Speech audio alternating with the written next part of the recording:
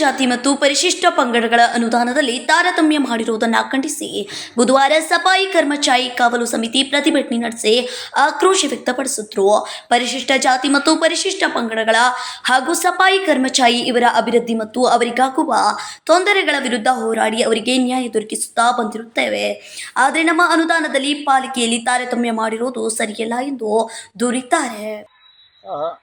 ನಾನು ವಿಜಯ ನಿರ್ಗಟ್ಟಿ ಅಂತ ತಿಳ್ಕೊಂಡು ನಮ್ಮ ಬೆಳಗಾವಿ ಜಿಲ್ಲಾ ಸಫಾಯಿ ಕರ್ಮಚಾರಿ ಕಾವಲ್ ಸಮಿತಿಗೆ ನಾನು ಜನರಲ್ ಸೆಕ್ರೆಟರಿ ಆಗಿ ಕೆಲಸ ಮಾಡ್ತಾ ಇದ್ದೇನೆ. ಅದೇ ಥರ ನಮ್ಮ vigilance committee, district vigilance committee for ಸಫಾಯಿ ಕರ್ಮಚಾರಿ ಅಂತ ಏನಿದೆ ಅದಕ್ಕೆ ನಾನು ಒಬ್ಬ ಸದಸ್ಯನೂ ಆಗಿದ್ದೇನೆ, ನಾಮನಿರ್ದೇಶಿತ ಸದಸ್ಯನೂ ಆಗಿದ್ದೇನೆ. ನಮ್ಮ ಉದ್ದೇಶ ಏನಿದೆ, ಎಲ್ಲೆಲ್ಲಿ ನಮ್ಮ ಸಫಾಯಿ ಕರ್ಮಚಾರಿಗಳಿಗೆ SC/ST ಶೋಷಿತ ಜನಾಂಗಕ್ಕೆ ಎಲ್ಲೆಲ್ಲಿ ಅನ್ಯಾಯ ಆಗ್ತದೆ ಅದನ್ನು ಅವರಿಗೆ ನ್ಯಾಯ ಕೊಡಿಸುವಂತಹ ಕೆಲಸವನ್ನು ನಾವು ಮಾಡ್ತಾ ಇದ್ದೇವೆ. ಈ ದಿಶೆಯಲ್ಲಿ ನಮ್ಮ ಬಿಮ್ಸ್ ಹಾಸ್ಪಿಟಲ್ದೊಳಗೆ ನಮ್ಮ ಒಬ್ಬ ಪೌರಕಾರ್ಮಿಕ ಕಿಶೋರ್ ಲಾಖಿ ಅಂತ ತಿಳ್ಕೊಂಡು ಅಡ್ಮಿಟ್ ಆಗಿ ಅವರು ನೆಕ್ರೋಸಿಸ್ ಎಲುಬಿನ ಸಮಸ್ಯೆಯಿಂದ ಅವರು ಬಳಲ್ತಾ ಇದ್ದರು. ಅವ್ರಿಗೆ ಒಂದು ಮೆಟಾಲಿಕ್ ಪಾಲಿ ಇಂಪ್ಲಾಂಟ್ ಮಾಡಿದ್ದಾರೆ. ಮತ್ತು ಅದೇ ಥರ ರೇವಣ್ ಸಿದ್ದಪ್ಪ ಅಂತ ತಿಳ್ಕೊಂಡು ಅವರು ದಲಿತರೆ, ಅವರು ಅದರ ಆದ ನಂತರ ಅಡ್ಮಿಟ್ ಆದವರು.